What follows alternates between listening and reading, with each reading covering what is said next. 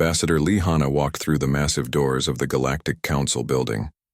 Her black shoes clicked on the smooth crystal floor as she entered the biggest room she had ever seen. The ceiling stretched so high that clouds seemed to float inside it.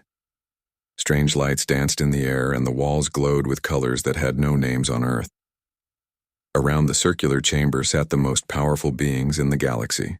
The Vorthak looked like living glass, their bodies see-through and filled with swirling light. When they moved, tiny stars seemed to sparkle inside them. The Krellians were giant insects with wings that buzzed softly, their multiple eyes watching everything at once. The Luminous had no solid bodies at all. They were pure energy that floated in the air like burning ghosts. Hana held her head high as she reached the center of the room. In her hand was a small device containing Earth's request to join the Galactic Council. She had traveled for 6 months to get here, crossing half the galaxy in humanity's fastest ship. "So this is what humans look like," said Commander Xylith of the Vorthak. His voice sounded like wind chimes in a storm. Smaller than I expected. The Krellian representative clicked his sharp mouth parts together. The sound echoed through the chamber like breaking glass. "Their technology reports say they still use chemical rockets. How do they even travel between stars?" "Barely," laughed another voice. High Arbiter Nexus floated above them all, a being of pure white light. "Humans have had faster-than-light travel for what? 50 of their years? We mastered quantum tunneling when their planet was still covered in ice." Hana waited patiently as they talked about humans like she was not even there. She had expected this. Earth's spies had warned her that the Council saw humanity as children playing with dangerous toys. "Their weapons are amusing too," continued Xylith. "Metal bullets fired from tubes, explosives that work by burning chemicals. Do they still throw rocks at their enemies?" The chamber filled with sounds that might have been laughter if they came from human throats. The Krellian made a noise like a broken engine. The Luminous flickered faster, which Hana's briefing had told her meant they found something funny. "Show us this request," commanded High Arbiter Nexus. Hana activated her device. A hologram appeared in the air, a blue and green planet spinning, slowly. Earth looked small and fragile in the vast chamber. "Humanity wishes to join the Galactic Council as a full member," Hana said in a clear, steady voice. "We offer our knowledge, our resources, and our friendship to all civilized species." "Friendship?" Xylith's form pulsed with bright light. "What could a species that just learned to leave their home system offer us? We have ruled the galaxy for 10,000 years. Your ships are held together with metal bolts," added the Krellian. "Ours are grown from living crystal. Your computers work with electricity. Ours use quantum consciousness. Your soldiers carry guns that shoot pieces of metal," said another voice from the shadows. General Vorthak of the Military Council stepped forward. He was bigger than the others, with scars that glowed red across his crystal body. "Our weapons reshape matter at the atomic level. One of our fighters could destroy your entire fleet." Hana listened to every word without showing any emotion on her face. Inside, she felt sad for them. They had grown so proud of their power that they could not imagine anyone being different. "The Council has discussed your request," announced High Arbiter Nexus. "We offer humanity the status of Junior Protectorate. You will be under our protection and guidance. Your ships will carry our technology. Your soldiers will learn our methods. In time, perhaps your children's children might be ready for limited membership." The chamber fell quiet. Every alien eye, sensor, and energy field focused on the small human woman standing alone in the center of the room. "The offer is generous," Hana said slowly, "but humanity must decline." Shocked silence filled the air. Several Krellians buzzed their wings in surprise. The Luminous flickered rapidly. "Decline?" General Vorthak moved closer, his massive form casting strange shadows. "Little human, do you understand what you are refusing? Our protection, our technology, our wisdom?" "I understand perfectly," Hana replied, "but humanity will not bow to anyone. We prefer to earn our place through our own strength." "Your strength?" Xylith's laughter sounded like breaking crystal. What strength? Your primitive ships? Your ancient weapons? Hana smiled for the first time since entering the chamber. It was not a friendly smile. Under Article 7 of the Ancient Codes, humanity formally requests a trial by demonstration, she announced. We challenge the Council's assessment of our capabilities. The chamber erupted in noise. Aliens spoke in dozens of languages, their voices mixing into chaos. Some laughed, others sounded angry. A few seemed curious. High Arbiter Nexus raised, one glowing hand for silence. You wish to prove your worth through combat, against Council forces? Yes, Hana said simply. Very well, the High Arbiter decided. The Council accepts. This should be educational for you. As Hana left the chamber, she heard them already making jokes about humanity's coming defeat. None of them suspected that Earth had been preparing for this moment for 15 years. Admiral Park Jun stood on the observation deck of Earth's most secret military station. Through the thick glass, he could see the darkness of space filled with tiny points of light. Each light was a star, and around those stars lived the aliens who thought humans were weak and stupid. His communication device buzzed. The message was short but clear. Challenge accepted. Council assigns training squadron, 12 ships. Location, Helix Nebula. Time, 7 days. June smiled grimly. A training squadron. They were sending their weakest ships to fight humanity, like adults, playing games with children. The Council truly believed this would be easy entertainment. Sir, Lieutenant Kim Soo appeared beside him. She was young, maybe 25, with bright eyes that reminded June of his own daughter. The Prometheus crew is assembled and waiting for your orders. Good. Take me to them. They walked through corridors that few humans had ever seen. This station did not exist on any official records. The walls were covered with warning signs in red letters. Classified, level black, unauthorized personnel will be arrested.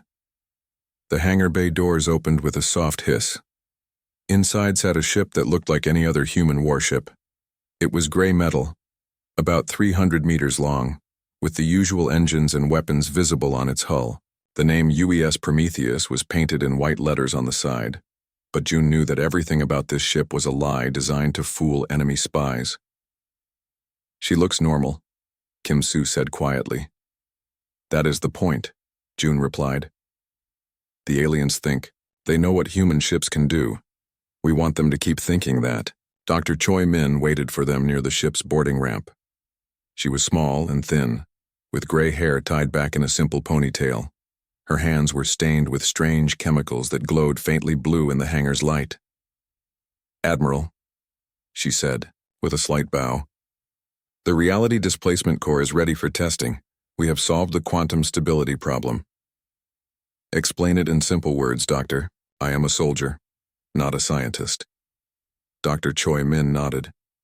For 15 years, humanity has been working on a secret project.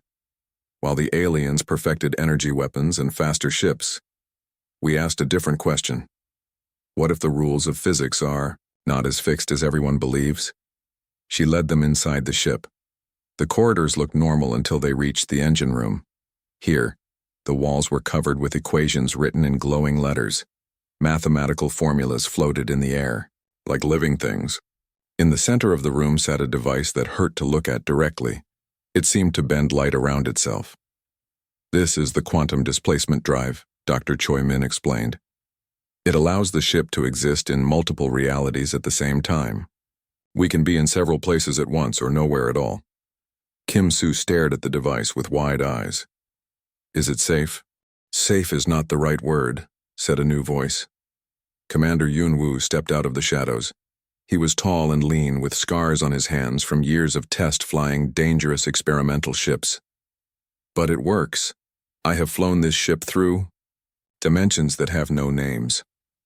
The crew has been chosen carefully, June said as they walked toward the bridge. Everyone on this ship volunteered, knowing they might not come back. They all have one thing in common. They refuse to believe that impossible means never. The bridge looked almost normal, except for the strange symbols glowing on some of the screens. 24 men and women sat at their stations, checking their equipment one final time.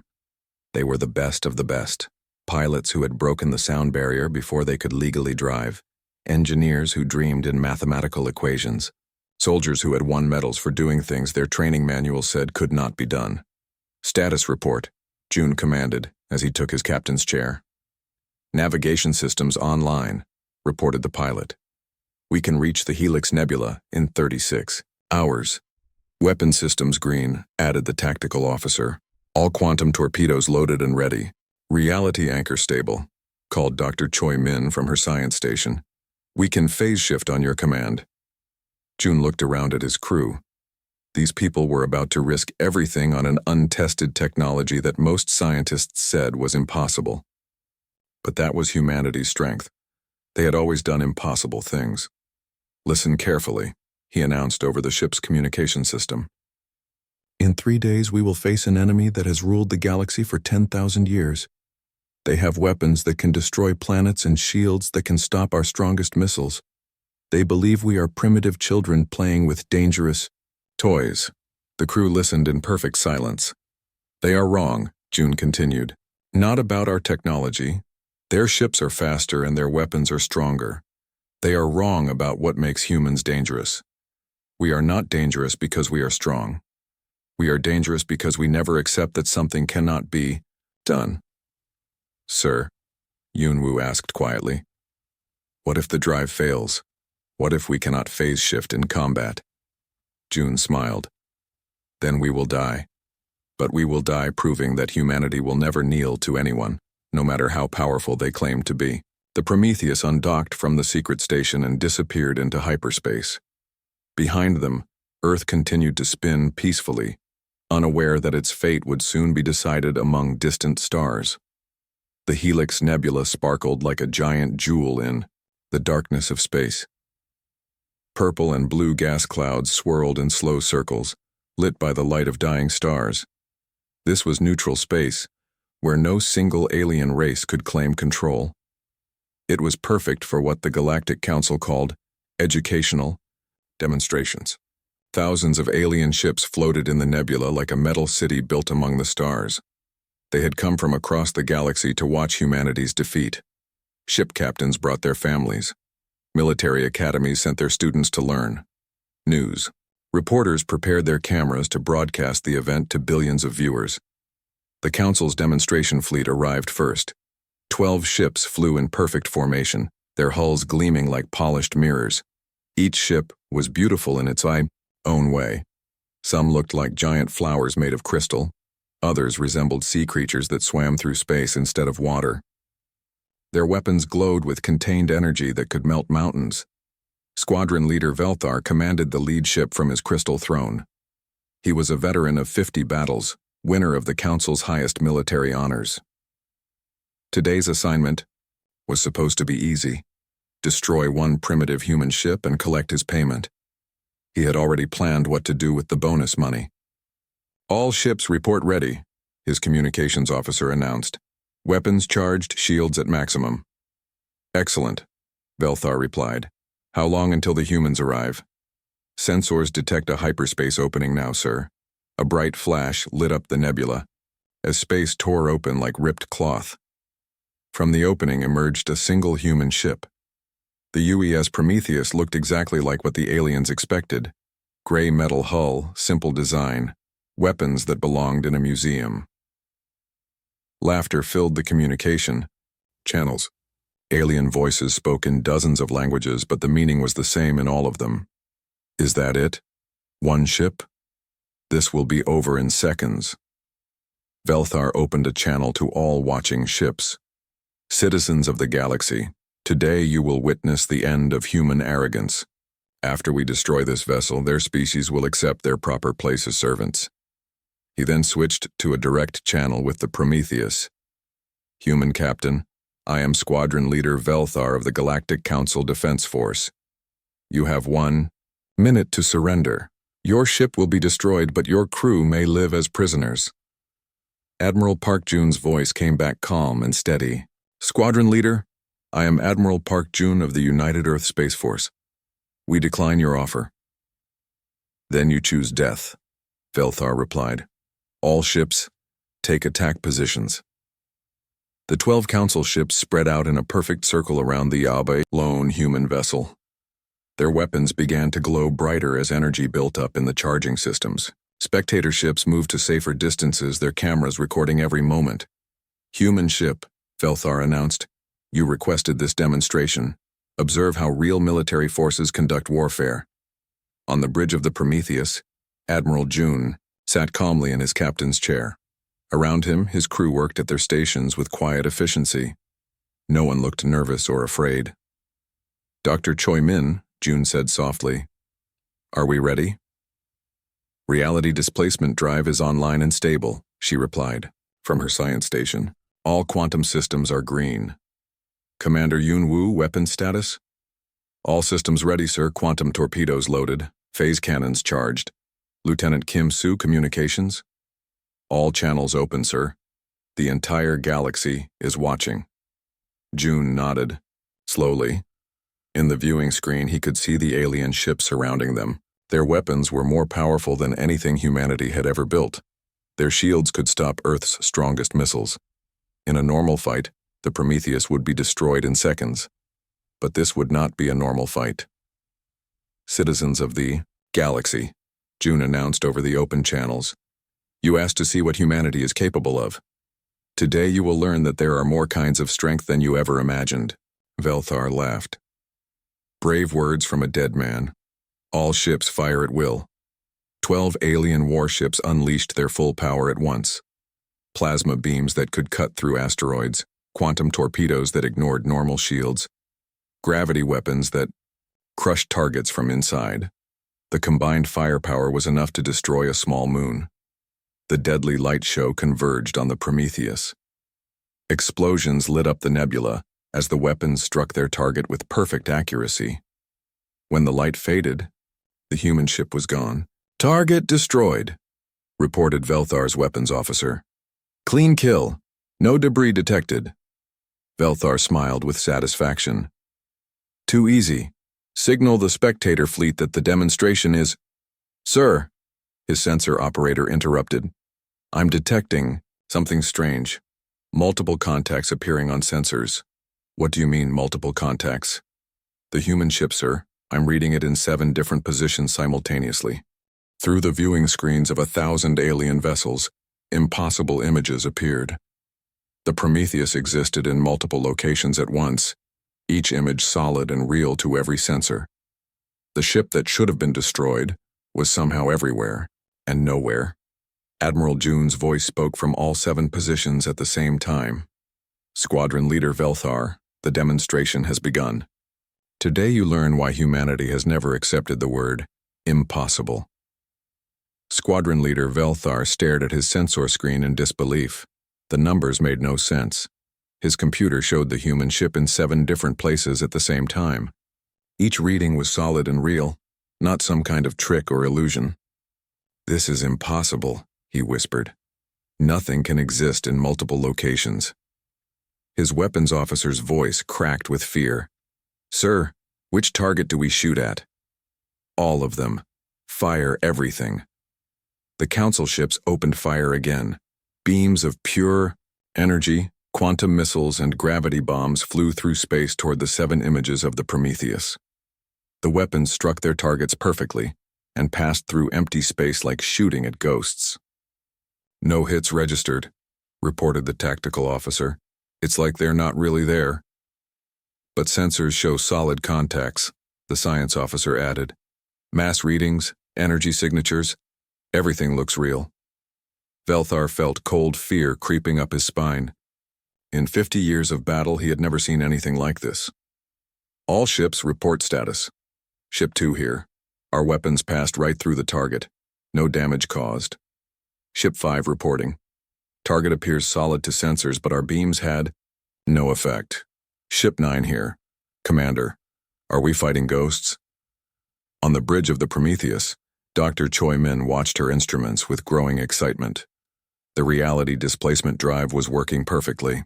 Her life's work, 15 years of impossible mathematics and theoretical physics, was finally being put to the test. Quantum superposition stable, she announced. We are successfully existing in multiple dimensional states. Admiral June nodded calmly. Commander Yunwu, begin return fire. With pleasure, sir. The 7 images of the Prometheus began to move in ways that hurt the mind to watch. They flew in directions that had no names, following paths that curved through dimensions the aliens could not see.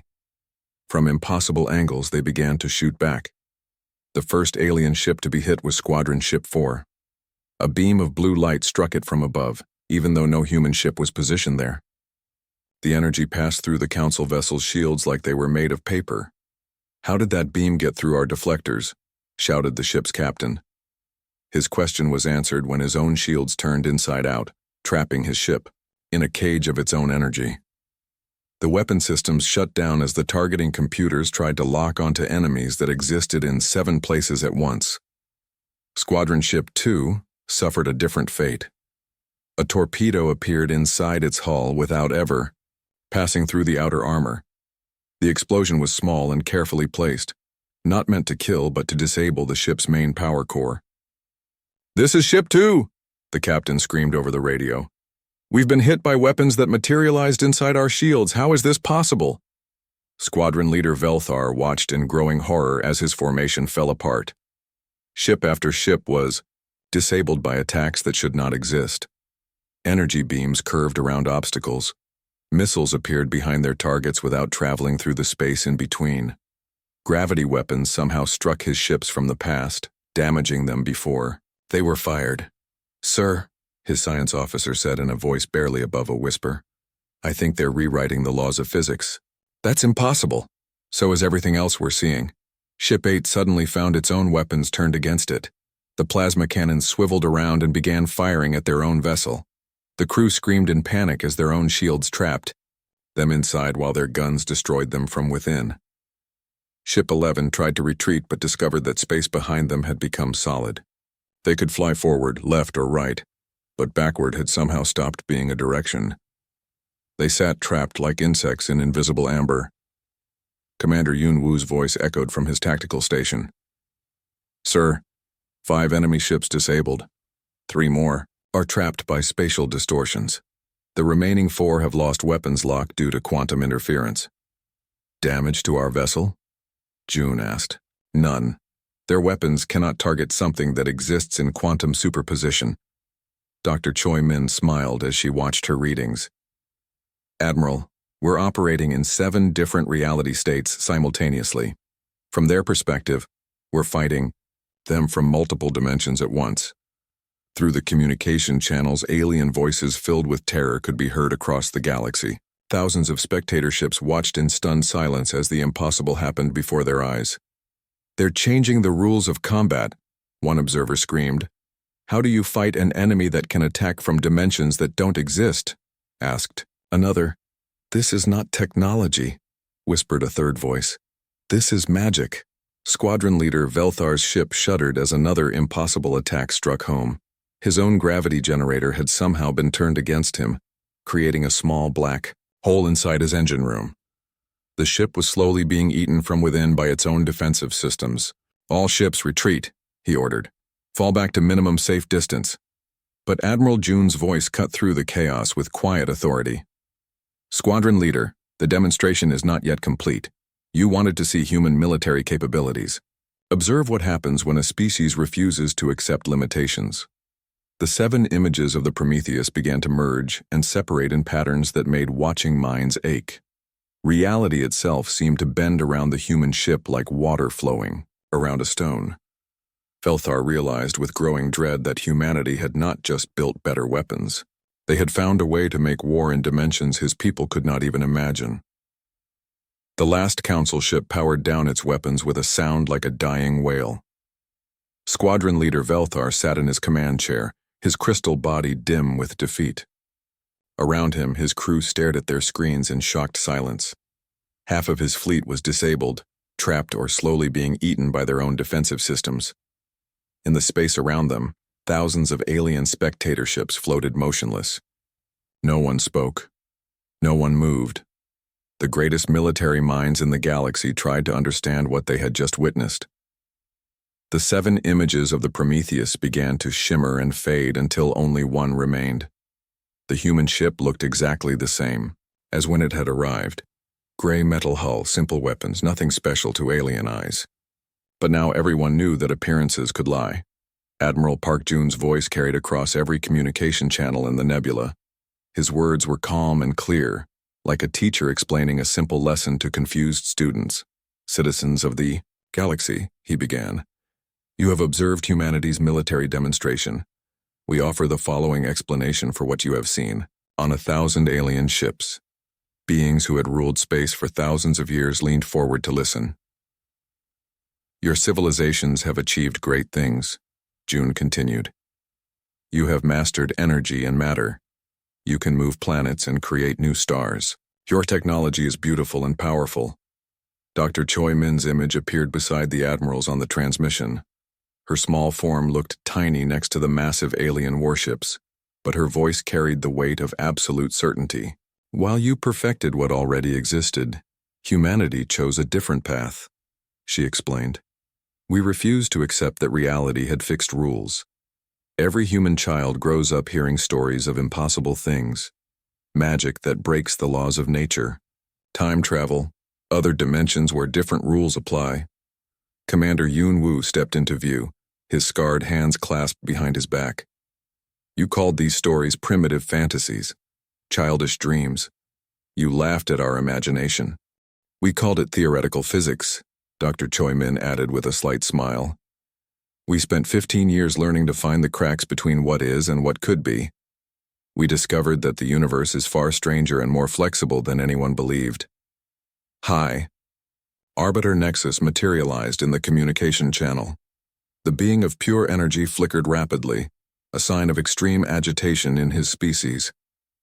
"Admiral June," the High Arbiter said, his voice carrying none of its earlier arrogance, "the Council formally withdraws its previous assessment of humanity. We did not understand what we were dealing with." "Explain how your weapons function," demanded General Vorthak, the military commander. His crystal form was cracked with stress fractures. "How did you attack from multiple positions? How did your beams curve through space? How did you turn our own shields against us?" Admiral June looked directly into the camera. "General, humanity's greatest weapon is not our technology. It is our refusal to believe that impossible means never. When you told us that faster than light travel was impossible, we invented warp drive. When you said genetic diseases could not be cured, we rewrote our own DNA. When you claimed that artificial intelligence would destroy us, we made it our partner. Your people think in straight lines," added Dr. Choi Min. "You see a problem and find the logical solution. Humans see a problem and ask, what if the problem itself is wrong? What if the rules we think we must follow are just suggestions?" Squadron Leader Velthar found his voice at last.